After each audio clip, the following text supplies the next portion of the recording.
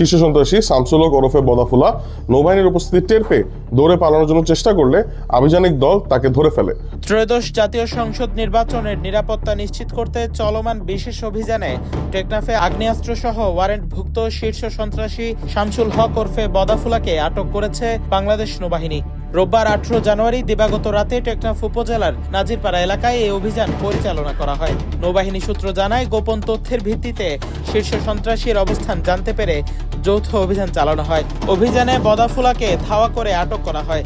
তার তরমুজ ক্ষেতের ছাপড়ি ঘর তল্লাশি করে 2টি বিদেশি পিস্তল, 3 রাউন্ড পিস্তল গোলা, 2 রাউন্ড শটগান গোলা এবং একটি দেশীয় ধারালো অস্ত্র জব্দ করা হয়। স্থানীয় সূত্রে জানা গেছে, বদাফুলা দীর্ঘদিন ধরে মাদক পাচার, মানুষকে জিম্মি করে অর্থ আদায় ও জোরপূর্বক জমি দখল সহ বিভিন্ন অপরাধমূলক কর্মকাণ্ডে জড়িত। তার বিরুদ্ধে হত্যা ও অস্ত্র মামলার পাশাপাশি একাধিক গ্রেফতারি পরোয়ানাও রয়েছে। উদ্ধারকৃত অস্ত্র ও গোলাবারুদ সহ তাকে স্থানীয় থানায় হস্তান্তর করা হয়েছে। নৌবাহিনী জানিয়েছে, সমুদ্র ও উপকূলীয় এলাকার নিরাপত্তা নিশ্চিত করতে এবং অভ্যন্তরীণ সন্ত্রাস, মাদক ও অপরাধ প্রতিরোধে 8টি জেলার অন্তর্ভুক্ত 16টি সংসদীয় আসনে 25টি কন্টিনজেন্টে প্রায় 5,000 নৌবাহিনী সদস্য মোতায়েন রয়েছে।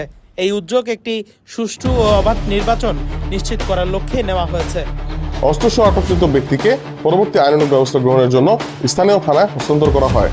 উল্লেখ্য, বর্তমান সরকারের নির্দেশনা বাস্তবায়নের লক্ষ্যে বাংলাদেশ নৌবাহিনী অপরাধ বিরোধী অভিযান চলমান রয়েছে। কক্সবাজার প্রতিনিধির পাঠানো তথ্যচিত্রে news desk, CTG post, Chittagong.